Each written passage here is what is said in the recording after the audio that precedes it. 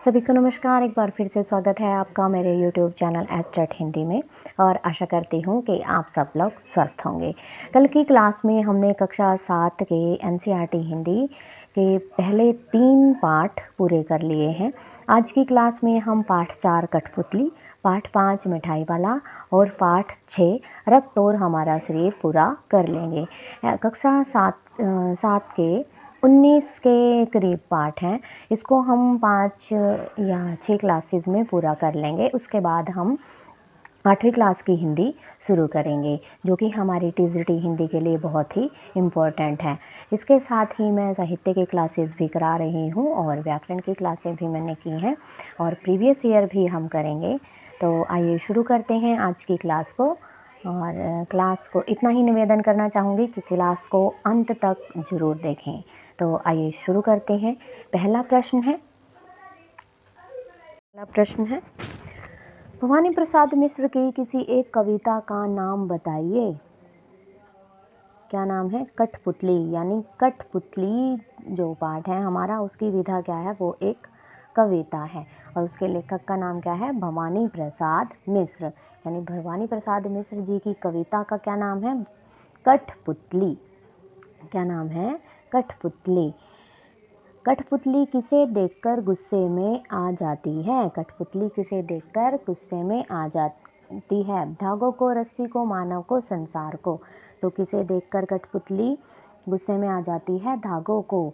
कठपुतली गुस्से से उबली, बोली ये धागे। यहाँ पर ये लाइन है, कठपुतली गुस्से से उबली, बोली ये धागे। तो किसको देखकर गुस्से में आ जाती है कठपुतली? धागों को देखकर। कवि ने डोरियों से बंधी कठपुतली की कौन सी इच्छा प्रकट की है? गुलाम होने की, स्वतंत्र होने की, दोनों? कोई नहीं। अब धागों से बंधी हुई थी यानी डोरियों से बंधी हुई थी, तो क्या थी? वो गुलाम थी। तो इच्छा क्या प्रकट होगी? जब वो गुलाम अगर कोई होता है तो उसकी इच्छा क्या होती है? स्वतंत्र होने की उसकी इच्छा होती है।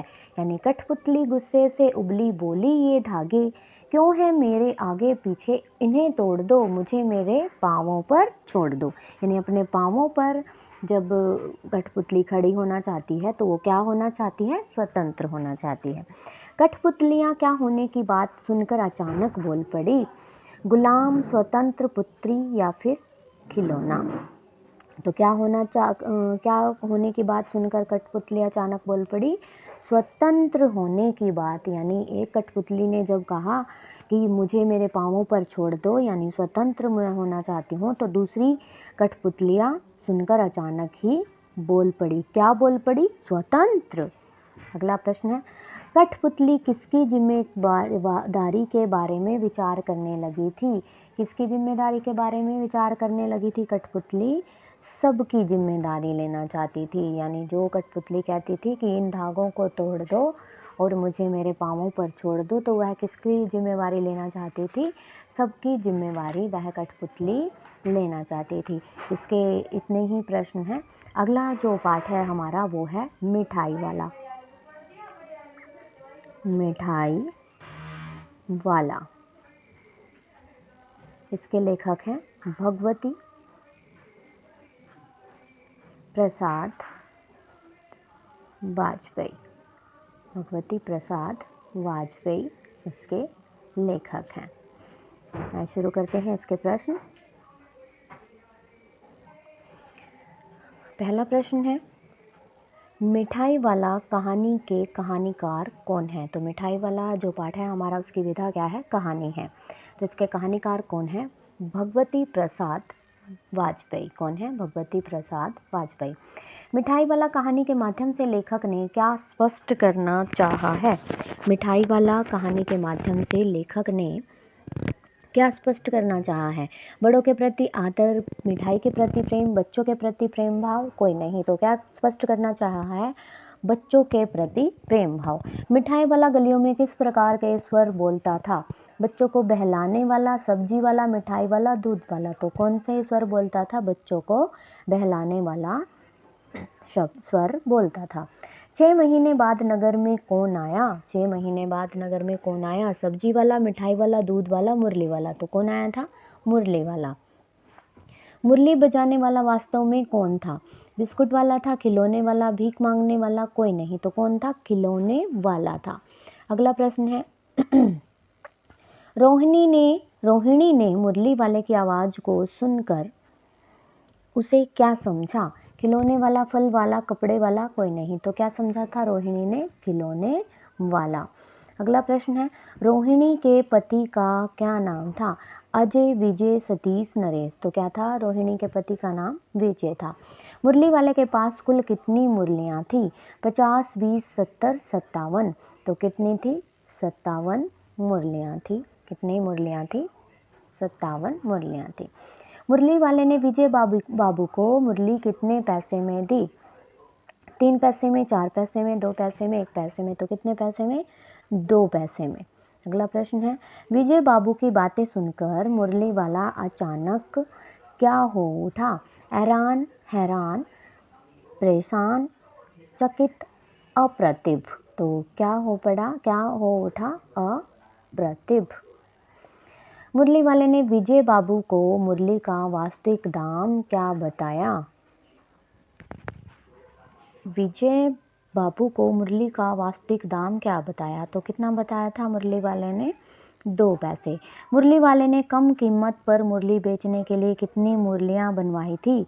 500, 1000, 700 या फिर 800। तो कितनी? 1000 मुरलियाँ बनवाई थी। कितनी मुरलियाँ? 1000 मुरलियाँ। 8 मास बाद मुरली वाला क्या बेचने आया? मुरली, खिलौने, मिठाई, अचार। तो क्या बेचने आया? मिठाई बेचने आया। यानी पहले वो खिलौने वाला था, फिर वो मुरली वाला था, फिर वो मिठाई वाला था। यानी एक ही आदमी था जो कि मिठाई वाला, मुरली वाला और खिलौने वाला था। मिठाई वाले के पास किस प्रकार की मिठाइयाँ थी? रंग बिरंगी, नीली, लाल, पीली। तो कैसी थी? रंग बिरंगी मिठाई थी। मिठाई वाला 1 पैसे में कितनी मिठाई देता था? 15, 16, 10, 20। तो कितनी मिठाइयाँ देता था? 16 मिठाइयाँ देता था। कितनी? 16। अगला प्रश्न है दादी ने मिठाई वाले से कितने पैसे की मिठाई ली? 5 पैसे की, 2 पैसे की, 3 पैसे की, 4 पैसे की। तो कितने पैसे की मिठाई ली? 4 पैसे की। रोहिणी ने उससे पूछा कि इतनी सस्ती चीज़ों को बेचने के पीछे उसकी क्या डैश है? यानी वो इतनी सस्ती चीज़ें क्यों बेच रहा है? यानी उसकी क्या मनसा है? क्या मनसा है, क्या इच्छा है या फिर अभिलाषा है? तो क्या इच्छा, अभिलाषा, कोई नहीं, दोनों। तो क्या आंसर आएगा इसका? दोनों। यानी कि इच्छा और अभिलाषा, जिसके पीछे क्या है? क्या इच्छा और अभिलाषा है? मिठाई वाले ने रोहिणी को क्या बताया? नगर का गरीब आदमी, अमीर आदमी, बीमार आदमी, कोई नहीं। तो क्या बताया उसने अपने आप को? नगर का अमीर आदमी बताया उसने। मिठाई वाले के कितने बच्चे थे? 4 बच्चे, 5 बच्चे, 2 बच्चे, 3 बच्चे। तो कितने बच्चे थे मिठाई वाले के? 2 बच्चे थे। मिठाई वाले की पत्नी कैसी थी? मिठाई वाले की पत्नी कैसी थी? सुंदर थी, कुरूप थी, अपाहिज थी, कोई नहीं। तो क्या थी मिठाई वाले की पत्नी? सुंदर थी। पुरानी बात याद करके मिठाई वाला क्या करने लगा? हंसने लगा, गाने लगा, रोने लगा, नाचने लगा। तो क्या हो गया था? क्या होने लगा था? रोने लगा था, क्योंकि उसका एक बेटा खो गया था। उसी को ढूंढने के लिए वह कभी मुरली वाला, कभी खिलौने वाला और कभी मिठाई वाला बनता था। तो अपनी पुरानी यादों को याद करके वह रोने लगता है। मिठाई वाला नगर के बच्चों में क्या देखता था? अपने बच्चे, ग्राहक, दूसरे के बच्चे, कोई नहीं। तो क्या देखता था? अपने बच्चे को देखता था। रोहिणी के बच्चों को मिठाई वाले ने मिठाई कितने पैसे में दी? 2 पैसे, 4 पैसे, बिना पैसे, 10 पैसे। तो कितने पैसे में दी? बिना पैसे। यानी उनसे उसने कोई पैसे नहीं लिए, क्योंकि वह बच्चों में अपने बच्चे को देखता था। तो यह था हमारा 5वां पाठ, यानी कहानी तो जो थी हमारी मिठाई वाला। अगला जो पाठ है हमारा रक्त और हमारा शरीर। रक्त और हमारा शरीर। तो और हमारा शरीर, जिसके लेखक हैं यतीश अग्रवाल। पहला प्रश्न है रक्त और हमारा शरीर पाठ के लेखक कौन हैं? यतीश अग्रवाल है। कौन है? यतीश अग्रवाल। पाठ में लेखक ने किस बारे में बताया है? शरीर में पानी, शरीर में बीमारी, शरीर में चर्बी, शरीर में रक्त। किसके बारे में बताया है? शरीर में रक्त। दिव्या किसकी छोटी बहन थी? रमेश की, अनिल की, सतीश की, सुरेश की। तो किसकी बहन थी दिव्या? प्रश्न नंबर 7 है, रक्त के तरल भाग को क्या कहते हैं? रक्त के तरल भाग को क्या कहते हैं? प्लाज्मा, खून, कोई नहीं, बिंबाणु। तो क्या कहते हैं तरल भाग को? प्लाज्मा कहते हैं। क्या कहते हैं? प्लाज्मा कहते हैं। रक्त के कितने भाग होते हैं? रक्त के कितने भाग होते हैं? 1, 2, 3, 4। तो कितने भाग होते हैं रक्त के? 2 भाग होते हैं, जिसे हम लाल रक्त कण और श्वेत कण बोलते हैं। रक्त के तरल भाग के अतिरिक्त अन्य भाग को क्या कहते हैं? कीटाणु, बिंबाणु, प्लाज्मा या फिर कोई नहीं। तो इनमें से कोई नहीं। बिंबाणु को अन्य किस नाम से जाना जाता है? प्लेट कण, कोई नहीं, श्वेत कण, प्लेट कण। तो किसी नाम से जाना जाता है? प्लेटलेट कण। किस नाम से जाना जाता है? प्लेटलेट कण के नाम से जाना जाता है। लाल कण बनावट में किस तरह दिखाई देते हैं? लाल कण बनावट में किस तरह दिखाई देते हैं? लड्डू के जैसे, रसगुल्ले के जैसे, बालूशाही के जैसे या फिर लाख के जैसे। तो कैसे दिखाई देते हैं? बालूशाही के जैसे। रक्त की एक बूंद में लाल कणों की कितनी संख्या होती है, जिन्हें हम रेड ब्लड सेल्स बोलते हैं? Red blood cells. तो कितने होते हैं ये संख्या में? लाखों की संख्या में होते हैं। 1 मिलीमीटर रक्त में कितने कण होते हैं? कितने रक्त कण होते हैं? 10 लाख, 20 लाख, 70 लाख, 40 से 55 लाख। तो कितने होते हैं? 40 से 55 लाख होते हैं। 40 से 55 लाख। अगला प्रश्न है, लाल कणों का जीवन काल लगभग कितना होता है? 2 माह, 3 माह, 4 माह, 5 माह। तो कितना होता है? 4 माह। लाल कण कैसे नष्ट होते हैं? जल्दी जल्दी, धीरे धीरे, कोई नहीं या एकदम। तो कैसे खत्म होते हैं? धीरे धीरे, यानी पुराने खत्म होते जाते हैं और नए बनते जाते हैं। हड्डियों के बीच के भाग को क्या कहते हैं? मज्जा, लौह तत्व, गोश्त या कोई नहीं। तो क्या कहते हैं? हड्डियों के बीच के भाग को मज्जा कहते हैं। मज्जा का क्या कार्य होता है? मज्जा का क्या कार्य होता है, यानी क्या कार्य है? खून बढ़ाना, चर्बी कम करना, रक्त कणों का निर्माण, कोई नहीं। तो क्या कार्य होता है? रक्त कणों का निर्माण। मज्जा को रक्त कणों के निर्माण के लिए किन चीज़ों की आवश्यकता होती है?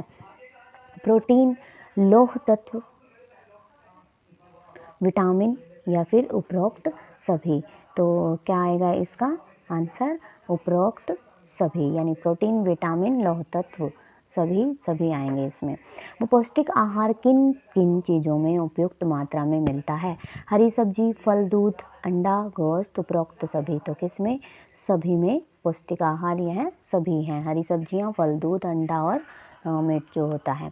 लाल कणों की कमी को क्या कहते हैं? एनीमिया, ज्वार, मज्जा, कोई नहीं। तो क्या कहते हैं? अगर खून की कमी हमारे शरीर में हो जाती है तो क्या हो जाता है? एनीमिया। क्या कहते हैं? एनीमिया कहते हैं। एनीमिया होने का सबसे बड़ा कारण क्या है? भूख न लगना, पौष्टिक आहार की कमी, दूध की कमी, कोई नहीं। तो क्या होता है? पौष्टिक आहार की कमी के कारण एनीमिया यानी खून की कमी हो जाती है, यानी लाल कणों की कमी हो जाती है शरीर में। अगला प्रश्न है, और यह है हमारा आज का अंतिम प्रश्न है, शरीर में प्रवेश कर कीड़े कहाँ अपना घर बनाते हैं? आंतों में, रक्त, खोपड़ी, कोई नहीं। कहाँ बनाते हैं? आंतों को अपना घर बना लेते हैं कीड़े। तो यह था आज का हमारा अंतिम प्रश्न और अंतिम पाठ। आशा करती हूँ कि आपको क्लास अच्छी लगी होगी। तो प्लीज़ लाइक ज़रूर करें क्लास को, बहुत ही मेहनत लगती है क्लास बनाने में, और आशा करती हूँ कि आपको क्लास अच्छी लगी होगी। तो मेरे चैनल को सब्सक्राइब भी अवश्य करें। आज के लिए इतना ही। धन्यवाद।